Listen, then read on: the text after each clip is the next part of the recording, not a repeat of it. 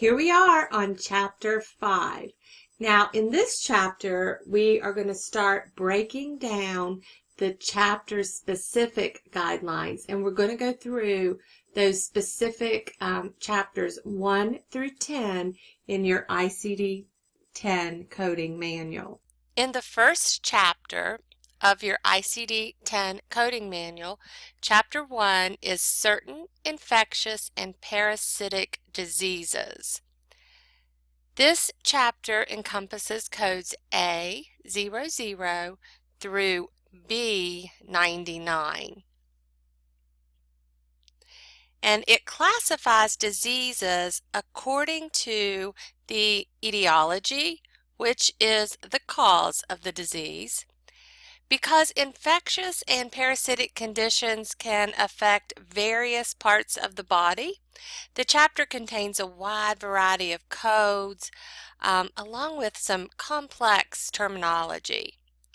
In this chapter, there are many instances of combination coding and multiple coding. Now remember, combination coding is when one code fully describes the condition and/or the manifestation. Multiple coding is when it takes more than one code to fully describe that condition, circumstance, or manifestation. And then sequencing of multiple codes is also considered. An example of a combination code, which is one code that fully describes the diagnosis, is B37.0.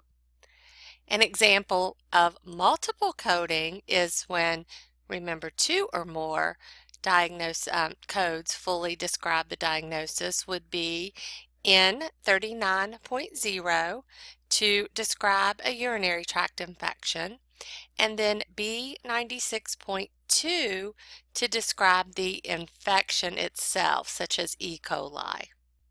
Many bacterial infections are resistant to current antibiotics, and it's necessary to identify all infections that are documented as antibiotic resistant. So you're going to be coding a code from category Z16, to identify those that are infections with a drug-resistant microorganism. Some examples of those would be multi-drug resistant Mycobacterium tuberculosis, and then there are exceptions to that with MRSA and MSSA. So when you're coding from this, you're going to first list the actual infection, and then when the medical record says that it is drug resistant, an infection with drug resistance, you're going to follow that with a code from category Z16. Sepsis is a life-threatening illness caused by the body's response to an infection. Your immune system protects you from many illnesses and infections, but it is possible for it to go into overdrive in response to an infection. Sepsis develops when the chemicals the immune system releases into the bloodstream to fight that infection actually cause inflammation throughout the entire body instead. According to the CDC, there are more than 1 million cases of sepsis each year, and this type of infection kills more than 258,000 Americans a year. SIRS is an inflammatory condition, and this is the abbreviation, and it stands for Systemic Inflammatory Response Syndrome. The inflammation is a response to microorganisms in the tissue, blood, lungs, skin, or the urinary system. Now, for SIRS to be classified as severe, it will have to also have organ dysfunction. And you're going to report R65.2 for severe sepsis. So you'll report the infection that the patient has and then follow it up with that R65.2 code for the severe sepsis. Now, if the patient has in the documentation that they have SIRS and they also have organ dysfunction, but the organ dysfunction is related to another condition, not the SIRS condition, then you won't report severe sepsis in that instance. There must be a documented correlation between the SIRS and the organ dysfunction to report severe sepsis. It will require at least 3 codes to report severe sepsis because you're going to be coding for that underlying systemic infection. Then you're going to code from this R65.2 category. And then you're also going to code that organ dysfunction, so whatever type of organ is not functioning correctly. When the microorganism is not documented in the medical record, then you're just going to report A41.9 for the sepsis code, and that's just an unspecified sepsis. So you're going to use that A41.9 when the microorganism is not documented. Now for septic shock. Septic shock is a circulatory failure that represents a type of organ dysfunction. You will report the underlying infection first, followed by R65.21. Severe sepsis with septic shock and codes for any organ dysfunction documented in the health record. Code 65.21 is never assigned as the first listed diagnosis because it's the result of an underlying infection. Therefore, the infection will be the first listed diagnosis, followed by severe sepsis. SIRS may develop as a result of a procedure, and then it becomes a complication of that medical care. In these instances, you want to report a post-procedural infection first, followed by the code for that specific infection. Some examples of that would be subcategory T80.2, infections following infusion, transfusion, or a therapeutic injection. You're going to report an additional code to identify that specific infection, such as sepsis. The B codes, B00 through B99, include viral infections. Viral hepatitis is reported with codes in the B15 through B19 range, which then are divided based on with or without hepatic coma and then the type of hepatitis. So pay attention to the type listed in your medical record documentation when you're choosing that code. B20 reports human immunodeficiency virus disease and includes AIDS, the acquired immune deficiency syndrome, which is caused by HIV or the human immunodeficiency virus. HIV affects certain white blood cells and it destroys the ability of the cells to fight infections, making the patient susceptible to a host of infectious diseases. It is extremely important that only confirmed HIV cases are reported. Confirmation does not mean that a serology or a culture for HIV is positive, but rather that the physician has documented that the patient is HIV positive or has an HIV-related illness. If the encounter is for an HIV-related condition, your first listed diagnosis is going to be B20, with an additional code or codes to report the HIV-related condition or conditions.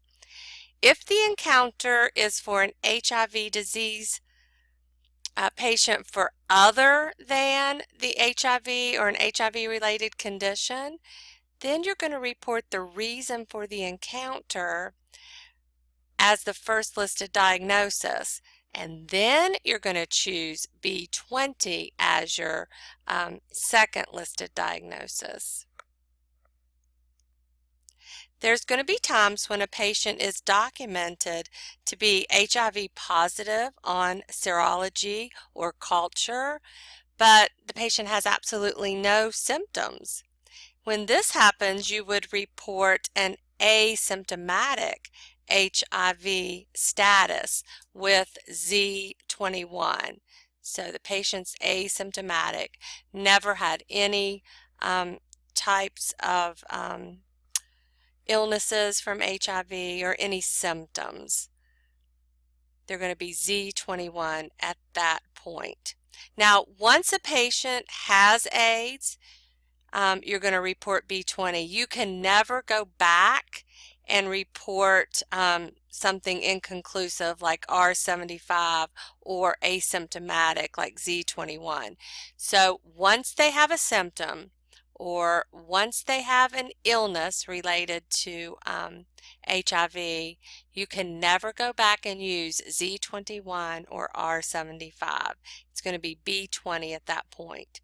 If the patient is known to have been exposed to HIV, but there's not any positive serology, then you're going to choose code Z20.6 just to say there was contact or exposure to HIV. Now, if the serology for HIV is actually inconclusive and they can't make a decision, then you're going to choose code R75.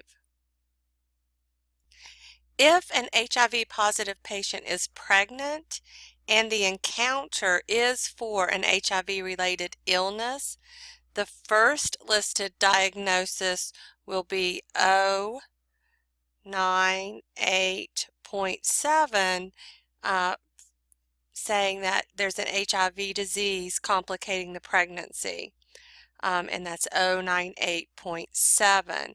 And then you're going to follow that with the B20, and then the codes for the HIV-related illness that the patient is having.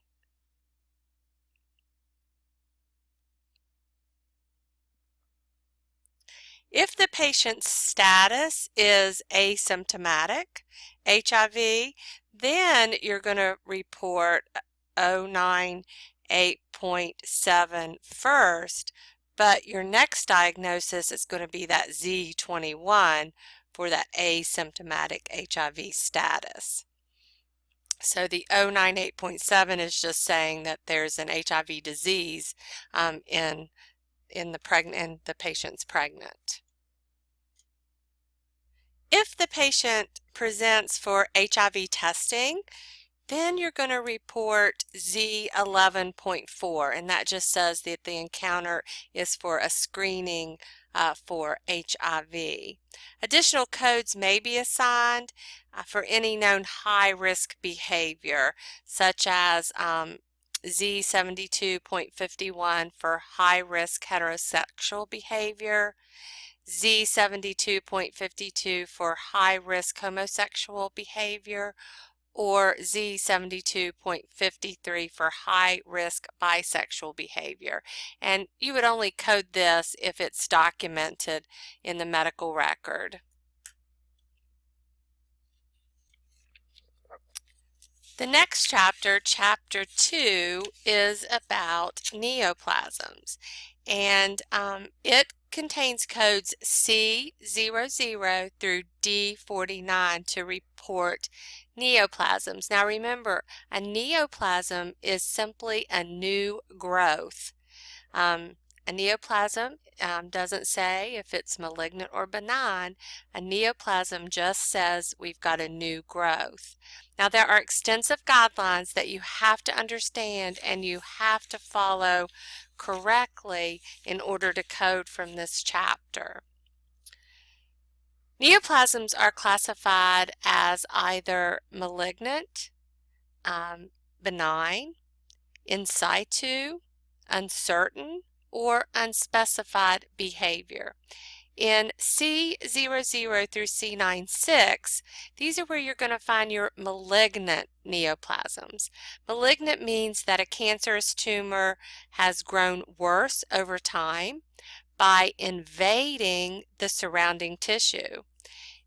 It's aggressive in manner and it may metastasize, which means it may move to another site. D00 through D09 are your cancer in situs.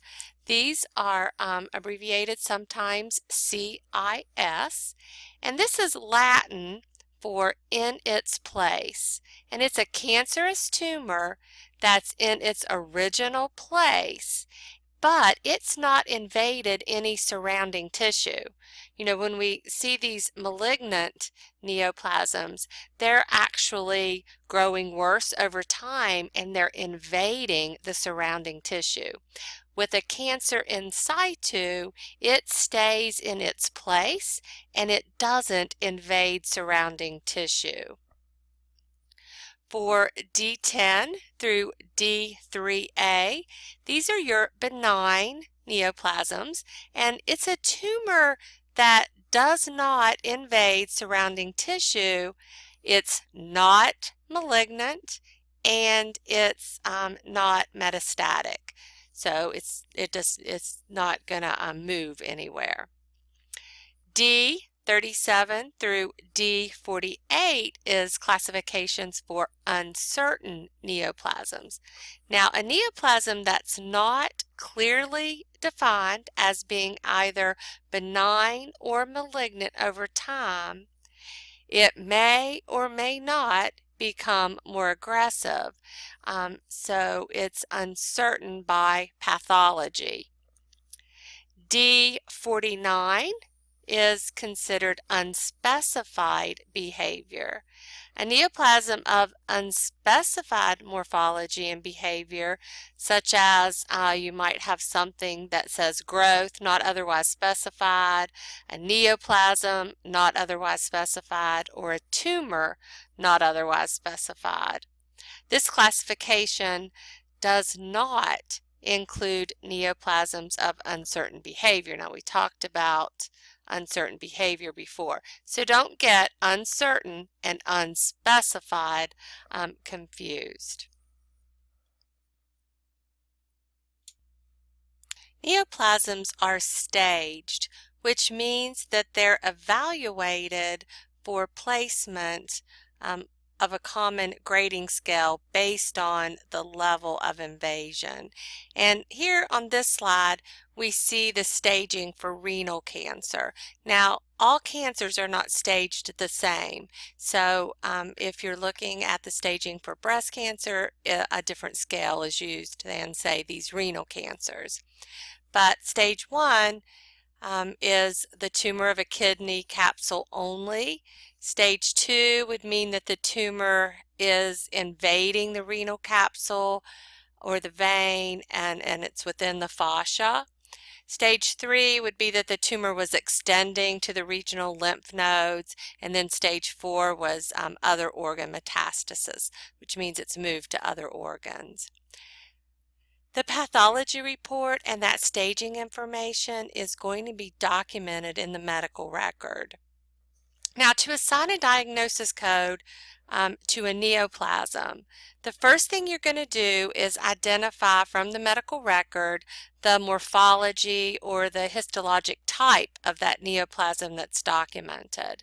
Some examples would be like a carcinoma or an adenocarcinoma, a sarcoma, a melanoma, but you're going to reference that in your alphabetic index and then follow that guide.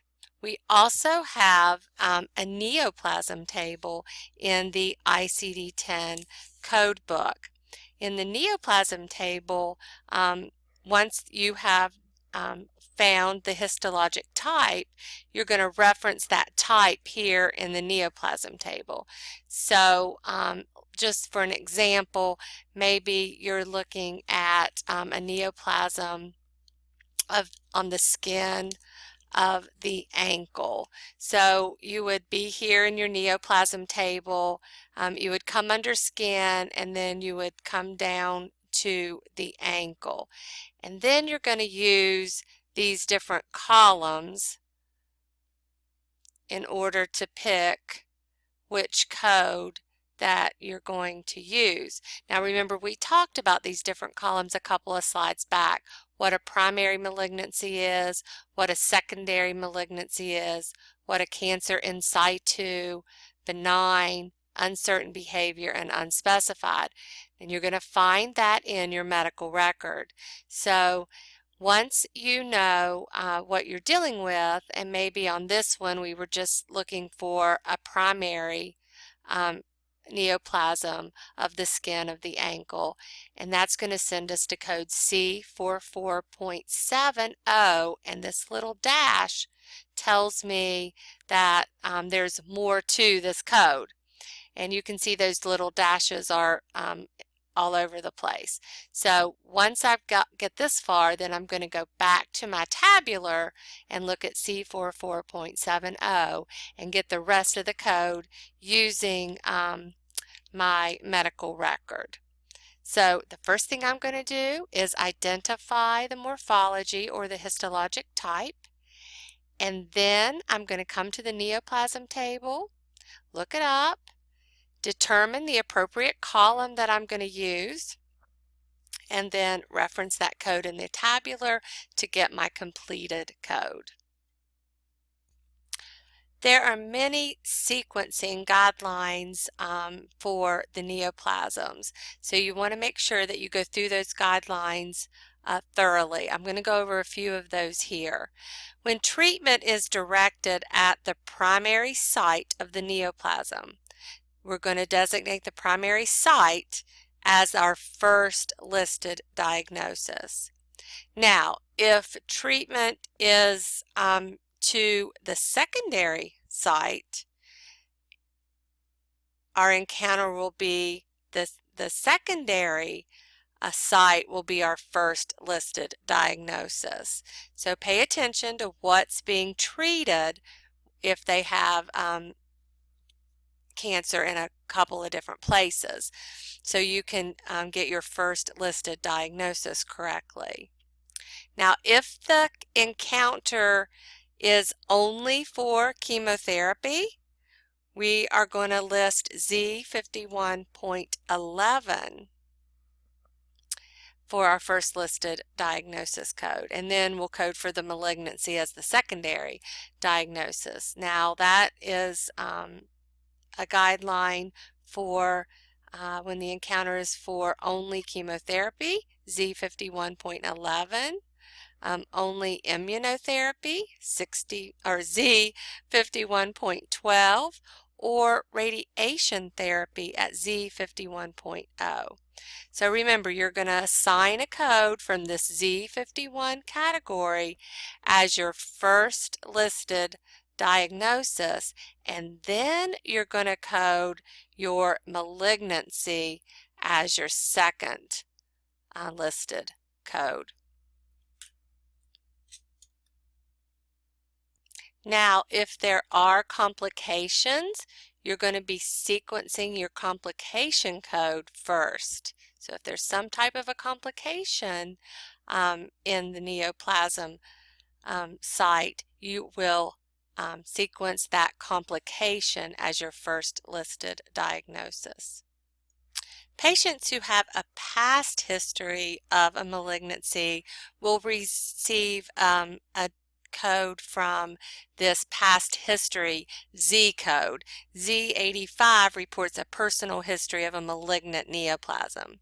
These history codes report a malignant neoplasm that has been excised or eradicated, and the patient is no longer presently has this malignancy. As long as the neoplasm is being treated with some type of therapy like chemotherapy, radiotherapy, or medication, following that surgical removal of the cancer, then you're going to report the neoplasm as if it still exists. You wouldn't assign a history code until the patient is no longer receiving any treatment for that neoplasm. Chapter 3, Diseases of the Blood and Blood-Forming Organs and Certain Disorders Involving the Immune Mechanisms, contain codes in the range of D50 through D89. Oops, wait one second, go back. D50 through D89. The anemia codes D50 through D64 are often reported diagnosis codes because anemia is a very common blood disease. Anemia is the main term under which you're going to find this, but then you're going to see there are many subterms that are related to anemia. Code range D65 through D69 are to report coagulation defects.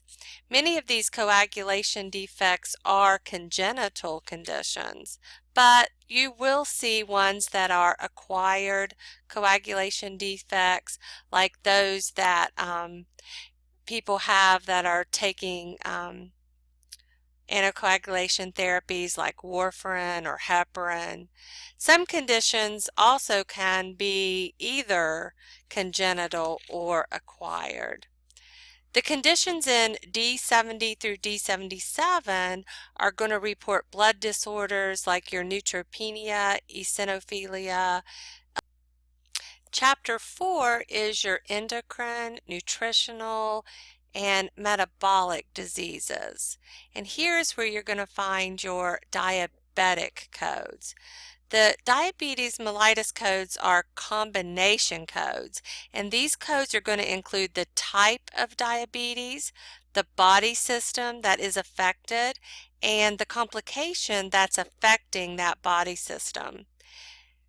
You can use as many codes within a particular category that are necessary to describe all the complications of that disease. They should be sequenced based on the reason for that particular encounter.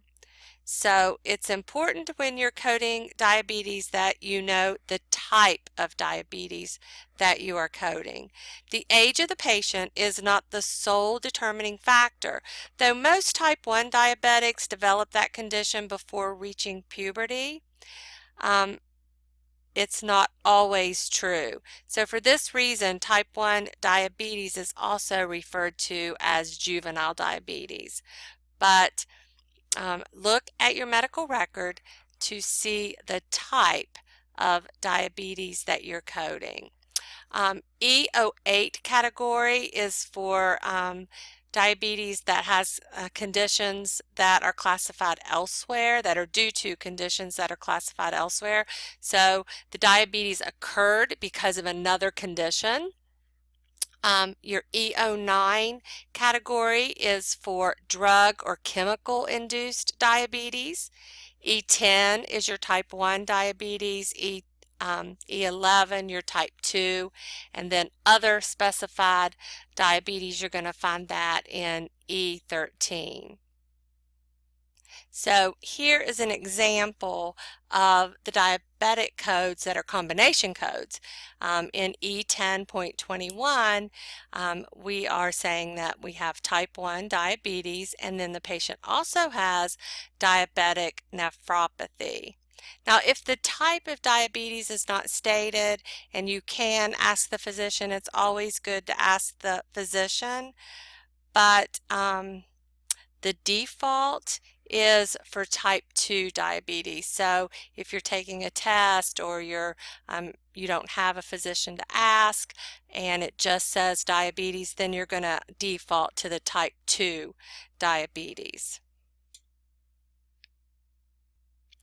If the documentation in the medical record does not indicate the type of diabetes, but it does say that the patient uses insulin, code E11 for the type 2 diabetes is going to be assigned because remember that's our default.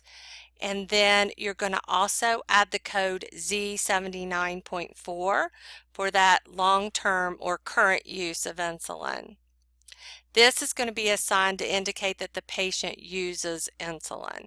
So if your documentation doesn't state that the patient uses insulin, you certainly wouldn't be adding this code.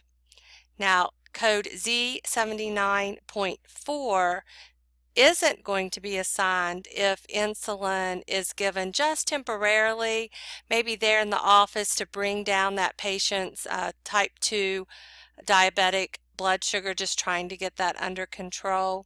But if the patient has a prescription for insulin and they're a type 2 diabetic, then you're going to use Z79.4 on their chart as well.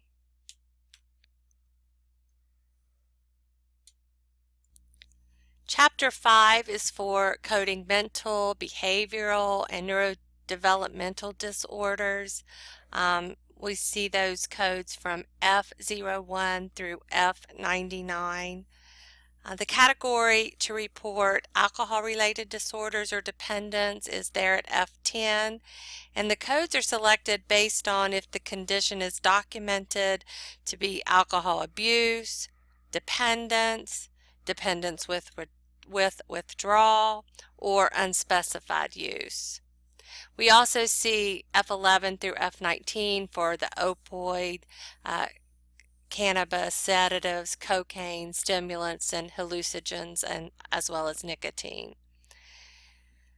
Codes F20 through F29 are going to report things like schizophrenia, schizotypal, social isolation, and odd behaviors. F30 through F39 report mood and non-mood disorders. There are lots of excludes notes throughout these codes and conditions that are or are not included when reporting these codes. So you're going to have to pay really close attention to your excludes notes within this chapter. Anxiety and stress-related diagnosis at F40 through F48. Your behavioral syndrome such as eating and sleeping disorders at F50 through F59. Adult personality and behavior F60 through F69. Intellectual disabilities F70 through F79. Developmental disorders F80 through F89, child or adolescent behavioral and emotional disorders, F90 through F98. And then you have unspecified at F99. Pain that is exclusively psychological is reported with F45.41, pain disorder with related psychological factors. This code may not be assigned in conjunction with a code from category G89, and that's just a pain not elsewhere classified, and there's an excludes one note under G89 that specifically gives you this information. Code 45.42, pain disorders with a related psychological factor, is reported with a code from G89, pain not elsewhere classified, if there is documentation of a psychological component to that pain. So that's an important guideline to make sure that you underline there in your the front of your book in your guidelines. Chapter 6 is your diseases of the nervous system, and it covers codes G00 through G99.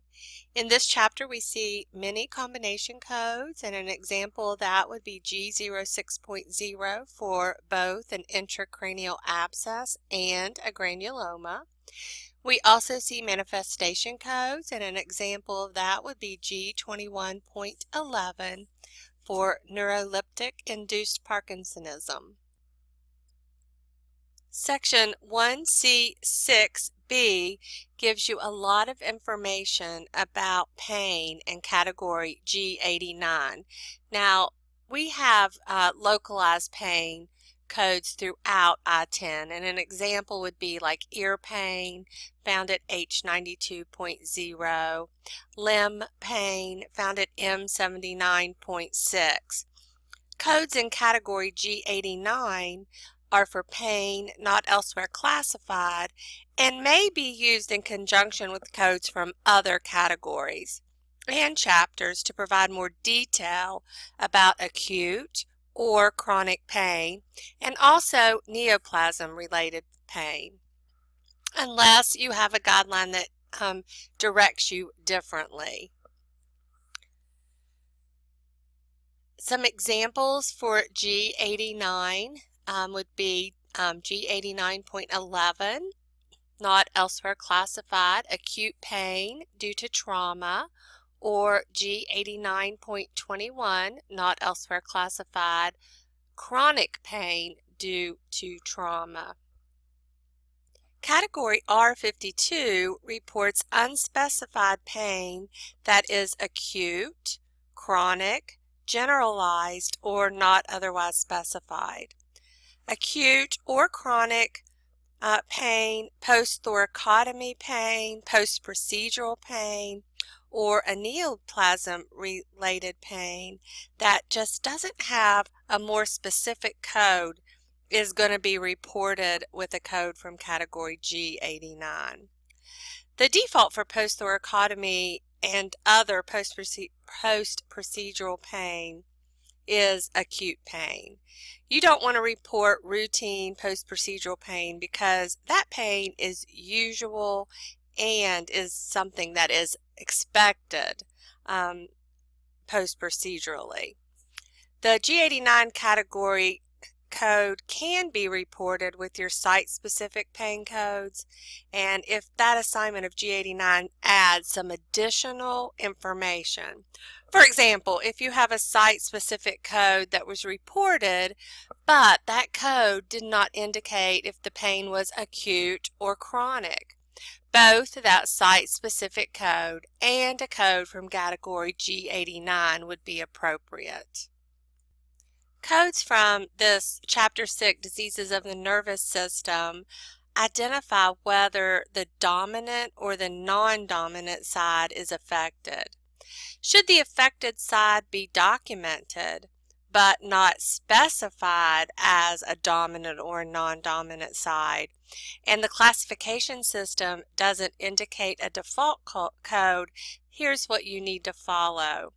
For an ambidextrous patient, the default code will be dominant. If the left side is affected, the default code is going to be the non-dominant code.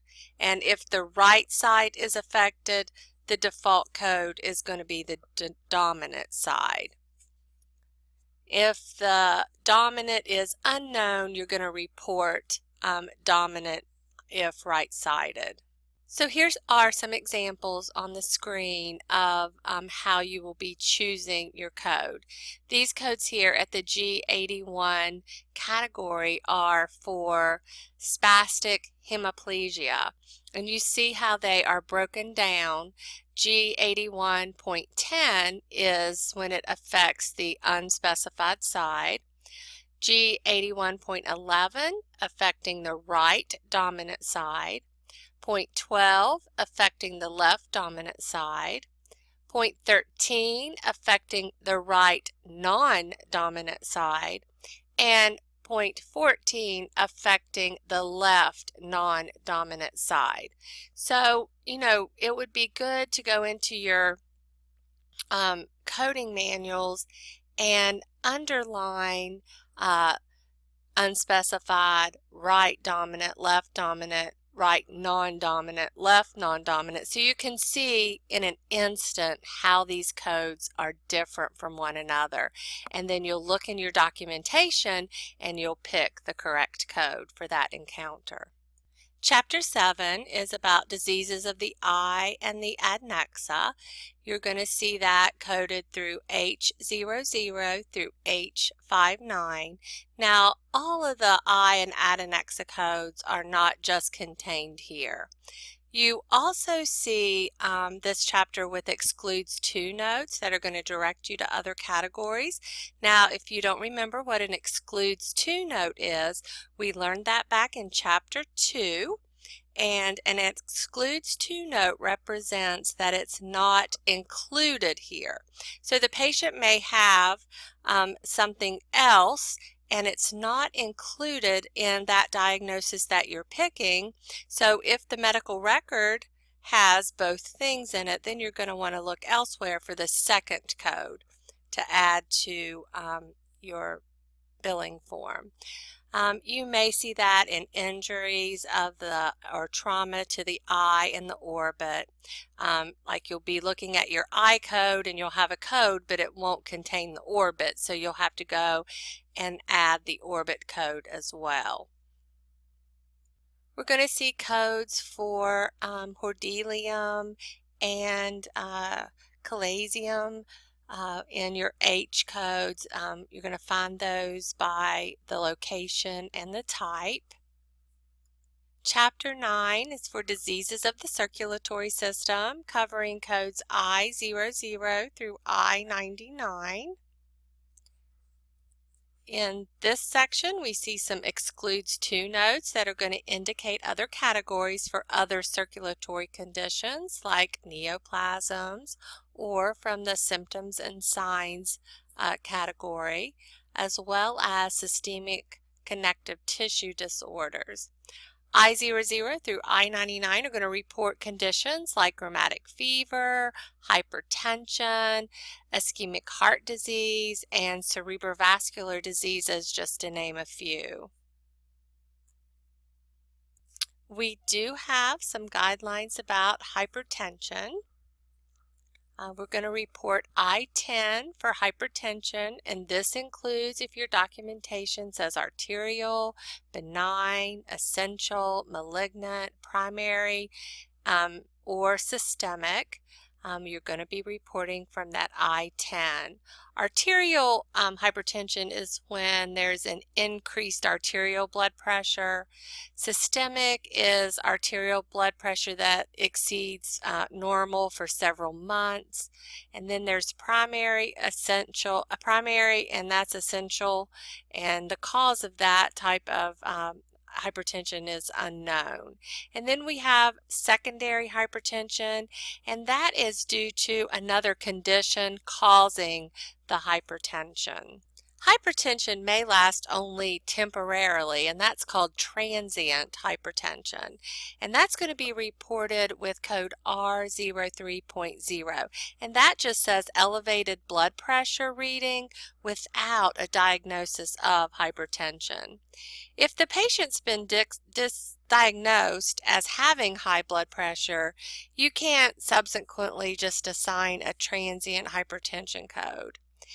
If the hypertension occurs during or due to a pregnancy, remember you're going to assign a code from the pregnancy category. It would be that 013 or 014 category. And that's based on if there is or is not significant proteinuria, which is a large amount of protein in the urine that results from a renal disease or an other abnormal condition. Hypertension is one of the most common conditions reported with codes from this chapter. The index contains the hypertension entry and many levels of subterms. Hypertension refers to a systemic arterial hypertension, which is a high blood pressure, and it may be either essential, which is also known as primary, or secondary, meaning that it's due to an underlying condition. Something else is causing the blood pressure to be high, to have hypertension. Hypertension may last only temporarily, meaning it's transient. And when it's transient, it's reported with R03.0, which is an elevated blood pressure reading without the diagnosis of hypertension.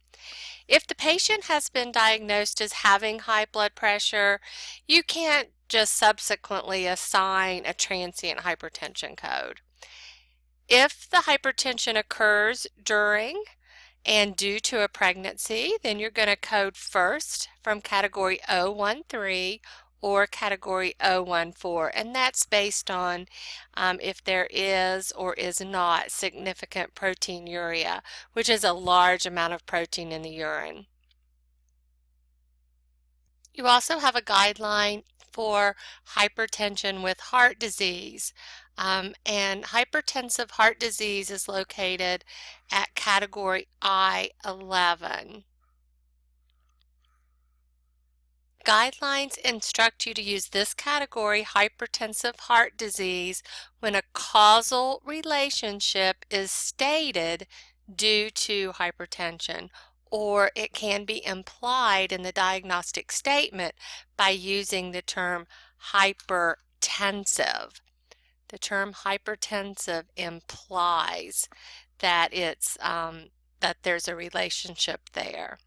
And then you'll want to use an additional code from category I50 for the heart failure to identify the type of heart failure in those patients that have heart failure. Unlike hypertensive heart disease, where a causal relationship has to be stated in the record, when there's chronic, and make sure it's chronic, when there's chronic kidney disease and hypertension, a relationship is already assumed between that chronic kidney disease and hypertension. And we have the I13 combination category as well, if the patient has both hypertensive heart disease and chronic kidney disease. And then again, if the heart disease is present, we're going to assign a category code I50. You will also need to code the appropriate code from category N18 as a secondary code to identify the stage of the chronic kidney disease. And here on the screen you see the codes that are to be used if you have chronic kidney disease and hypertension. Now, a patient that has chronic kidney disease, and if they're on any type of dialysis, then you're going to code your I12 code for your hypertension and your kidney disease, your N18 category code to identify the stage of the kidney disease, and then you're going to code Z99.2 for a status code for the dialysis. A myocardial infarction is an acute type of a heart attack that occurs when a coronary artery is totally blocked. And we see it coded depending on if the patient has a STEMI, which is an ST elevation myocardial infarction, that is abbreviated STEMI, or whether it is a non-STEMI, which is a non-ST elevation myocardial infarction. Now, if the patient has an ST elevated myocardial infarction, this is the most severe type.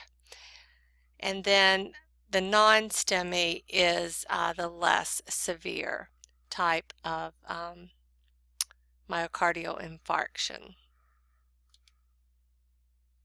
According to your coding guidelines, acute myocardial infarction, you must identify the site, such as is it the anterolateral wall or is it a true posterior wall, and so on.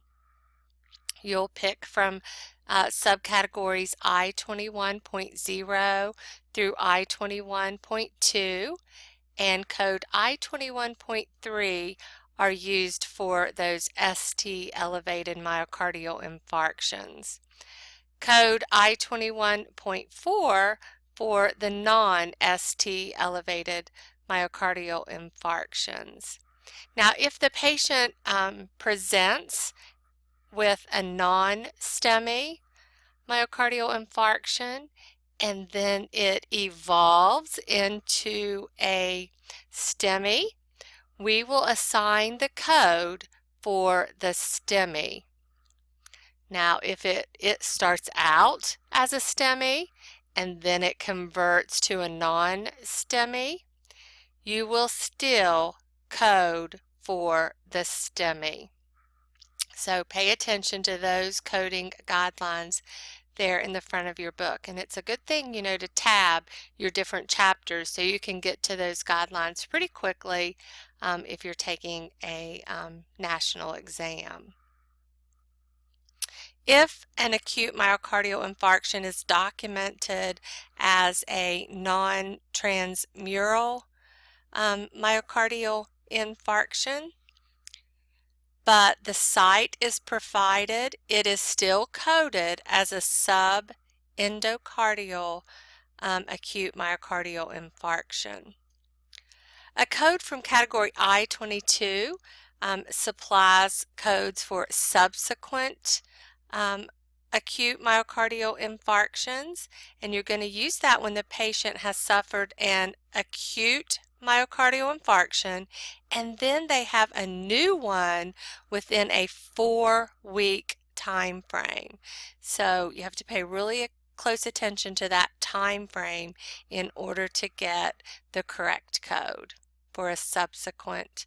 And here on the screen you see an example of that with I-23.1 for an atrial septal defect as a current complication following an acute myocardial infarction.